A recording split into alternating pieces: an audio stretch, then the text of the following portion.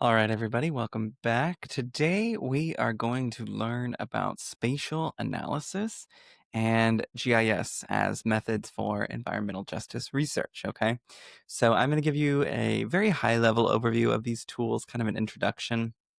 Um, I'm really going to show you how these mapping and spatial analysis tools can really be powerful to show how invisible patterns can become visible, right? How we can look at environmental justice through the idea of geography and mapping. Okay, so this is definitely one of the most powerful methodological tools in environmental justice because it really provides visual, quantifiable evidence, excuse me, of patterns that people can see and understand immediately. It really helps us, as we talked about in previous lectures, think about how we're targeting, how we're prioritizing action, and a good map can really do what pages of text cannot quite quickly, effectively, and visually, right? Everybody loves visual stuff. So it can really, for example, show a city council or a court that, pollution is not randomly distributed, that certain communities systematically bear higher environmental burdens.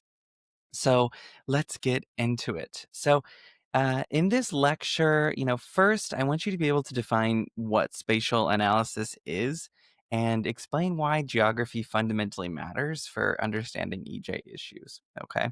Second, you're going to learn to identify key spatial analytical techniques at a high level that you and other researchers can use to document environmental injustice.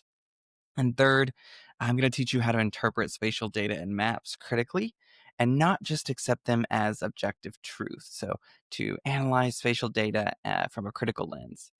And fourth, I'm going to teach you how to recognize serious limitations. We're going to talk about those and ethical considerations in spatial EJ methods because maps can also harm as well as help. Okay.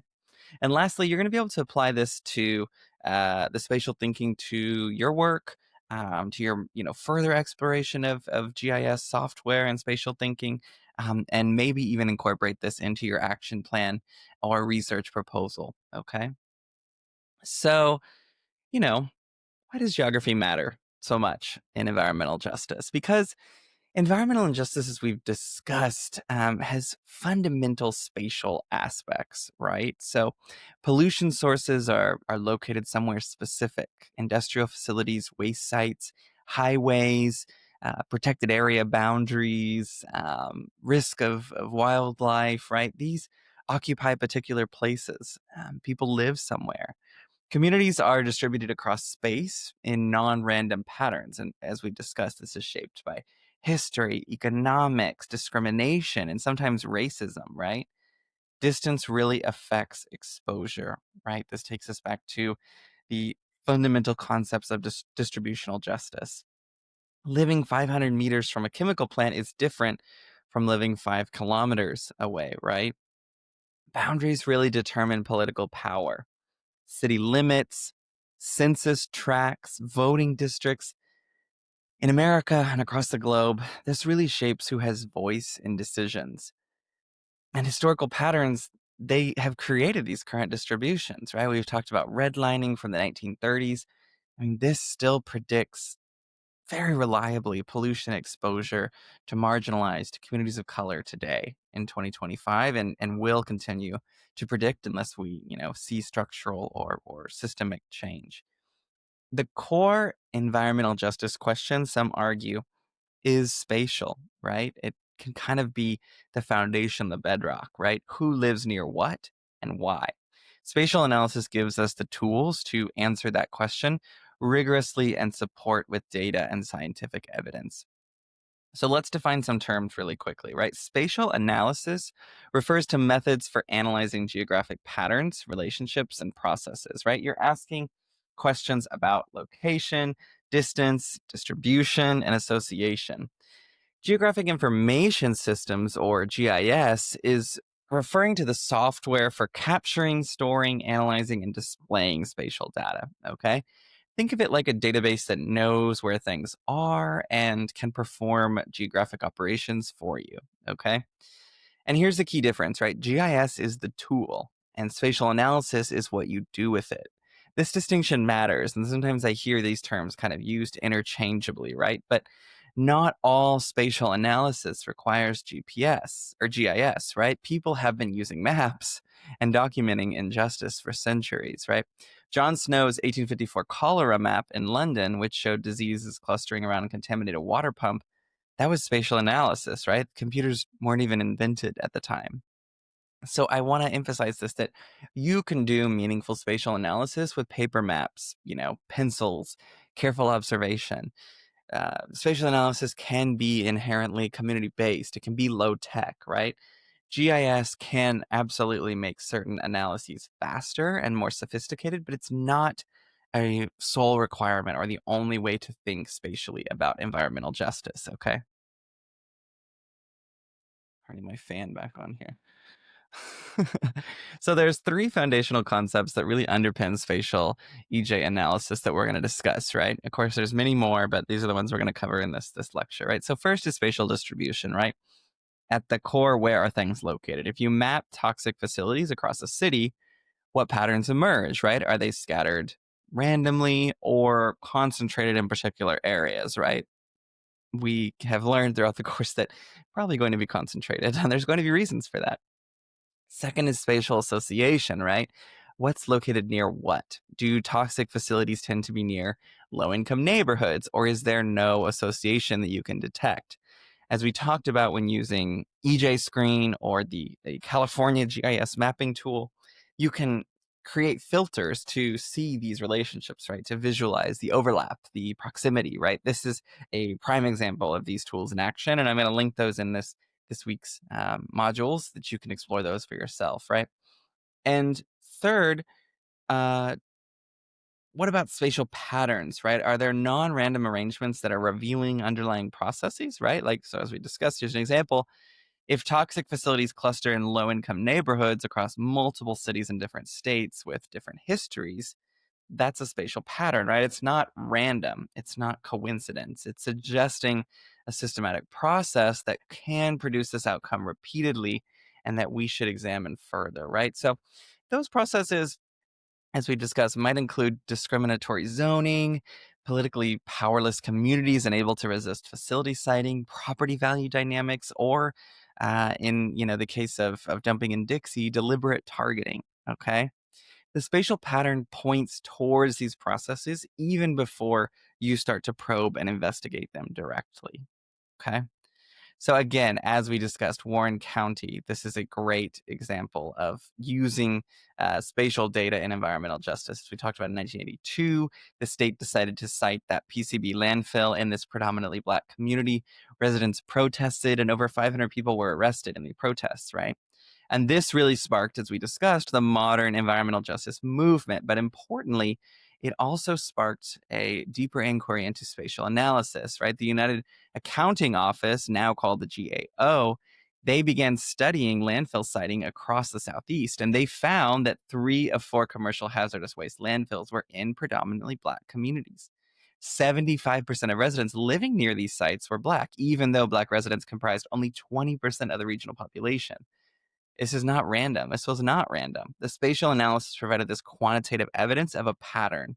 And this launched spatial environmental justice research as a real powerful, distinct field, right? It showed that mapping could reveal injustice that was invisible when looking at individual cases, right? The cumulative impacts, but became undeniable when analyzed spatially. Okay. And before we get to analytical techniques, right? I want you to understand some basic types of spatial data, right?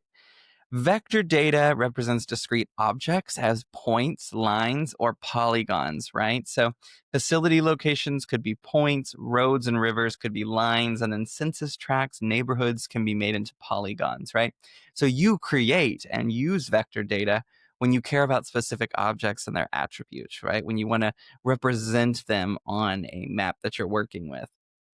Raster data represents continuous phenomenon as grid cells, each with a value. Okay. Satellite imagery is raster data. Air quality surfaces where every location has a pollution value, that's raster. Temperature data, elevation data, these are typically raster, right? So you use raster data when you're dealing with phenomena that vary continuously across space, right? Different data types are going to enable different analyses. If you want to know who lives within 1 kilometer of a toxic facility, you'll use vector data, points for facilities, polygons for census tracts. Now, if you want to model how air pollution disperses across a region, you might want to work with raster. Okay. Again, this may be completely nebulous to you right now, but understanding these data types will really help you choose appropriate methods. And in some cases, many cases, these can be combined, right, to provide deeper analysis. So, where does spatial data come from? Where does it live, right? Well, many different places, right? Environmental data can include pollution inventories. In the US, the EPA toxic release inventory tracks industrial emissions. You have air quality monitoring station data. You've got data on Superfund sites. These are highly polluted sites that are requiring cleanup and ongoing monitoring. You have industrial facility locations and permits sometimes. And these will tell you where environmental hazards are, right? Then you have demographic data, which can be census information on income, race, education, housing, health records, where and when available, property values. Again, these tell you who lives where and their characteristics. The analytical power really comes from combining environmental and demographic data spatially, as we've seen in the tools that I've shown you. A critical challenge, though, is that data availability varies dramatically by country, by municipality, by state, by city, by political will, by administration. And, the US at present has relatively comprehensive pollution inventories and census data, but other locations lack comparable data. So, in some locations, you might have decent air quality monitoring, but sparse coverage elsewhere, right? So, you might have that monitoring in a, city, but then when you get into the suburbs or into the outskirts, that becomes sparse, right? So, you might have census data, but health data is harder or impossible to access due to FERPA. So you have to think creatively, right? It doesn't make it impossible, but you have to really think about what primary data do you need, because you have to understand that it might be a process to get those data before you can even begin your analysis, right? So this is really where you have to connect what data you need to your study goals, to your research questions. And I really want to see in your final projects how you're thinking about some of the challenges of accessing the data you want to get a hold of, right? And in the past, I've seen students talk about, well, I'm going to look at cancer rates or health records, right? Well, are you going to be able to access those health records? In many cases, those are incredibly difficult to get access to because of FERPA rules, because of really important privacy regulations around health data. How are you going to tackle those challenges? This is stuff you have to think about, because this could completely derail your entire project, your entire work, right? So let's think a little bit, high level at some analytical approaches, right? So you can work with a few different. I mean, there's many different, but proximity analysis again is that sort of who lives near the environmental hazard, right? The method is kind of like looking at buffer analysis, right? So you're going to create zones around the pollution source, 500 meters, 1 kilometer, 2 kilometers, right? Then you're going to identify who lives within those buffers, right? What are their demographic characteristics? So you would compare those demographics inside versus outside your specific buffers. So an example could be Houston, Texas. The city has 870 facilities releasing toxic chemicals. Researchers created buffers around each facility in some work that was recently published. And communities within 2 kilometers had 53% people of color compared to 41% citywide. And median income was reported at $12,000 lower within 2 kilometers of these facilities, right? So this is quantifying proximity-based environmental injustice and distributional harm, right? It shows that hazard exposure is not randomly distributed. Now you can also look at what is going on here. Sorry, I'm not doing well with the slides today.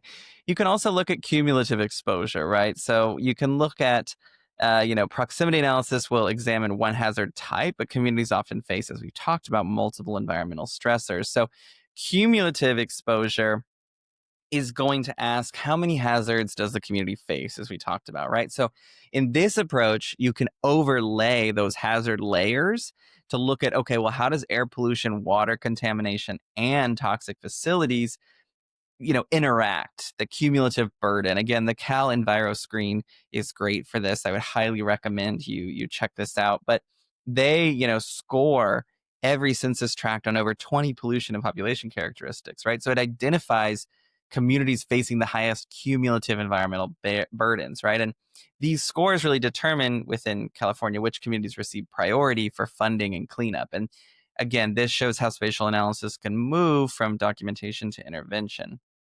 So let me just go through my notes here quite quickly. So moving to accessibility analysis, right? So environmental justice is not only about exposure to bads, right? It can also be about access to goods. Accessibility analysis asks who has access to amenities or benefits or resources, right? This could include urban parks, green space, clean water sources, climate resilience infrastructure. An example is Los Angeles park access has illustrated this very clearly, right? 44% of low-income neighborhoods lack a park within 800 meters compared to 19% of high-income neighborhoods, right? This is environmental injustice. Lack of green space affects health, heat exposure, recreation opportunities, and community well-being. Spatial analysis can identify these gaps systematically and guide equitable infrastructure investment. Here's a hint, something you should look into. How is green space divided up in Denver? It's quite stark. I can tell you. I've looked into it. And so hotspot analysis is another one, right? Where do problems cluster statistically? So this is going to go beyond that visual pattern recognition to, statistical quantitative testing, right? So the concept of spatial autocorrelation here is key, right? Things near each other tend to be more similar than things apart. You might be saying, duh, that sounds very obvious. But in statistics, working with large data sets, this is incredibly important to think about because it can really skew your data, right? High pollution near high pollution, low income near low income. The Moran's one statistic measures clustering, right? So you can use the Moran's, I can never remember if it's Moran's I or Moran's one, but anyway, this is going to look for positive values that are going to indicate this clustering, right? High values near high values or low near low. Negative values will indicate dispersion. High values near low values. A 0 will indicate random distribution, right? So this is how you're testing whether your observed patterns are statistically significant or random or could occur by chance, right? You can back that up with quantitative data. You can identify hot spots where problems concentrate and cold spots where conditions are better, right? So this focus intervention efforts on areas with statistically confirmed needs, right? You can bring this to a city council as they did in Flint, Michigan, and say, hey, we're seeing these blood lead levels in children increasing. And after a switch, it increased worse, right? And they were the highest in neighborhoods with older housing. 40% of homes tested had elevated lead. These were in predominantly Black neighborhoods. The map showed the spatial pattern. Spatial analysis proved that harm was not random, right? So you can use this in practical examples. Temporal spatial scales, right? We're just adding time. How do patterns change over time, right? This can reveal dynamic processes, history. You can look at gentrification and environmental cleanup. Brooklyn, New York, the waterfront in Brooklyn between 2000 and 2020. And environmental quality improved with brownfield cleanup and park development. Property values increased 300%. Original residents, 60% Black and Latinx, were displaced by rising costs. New residents, 72%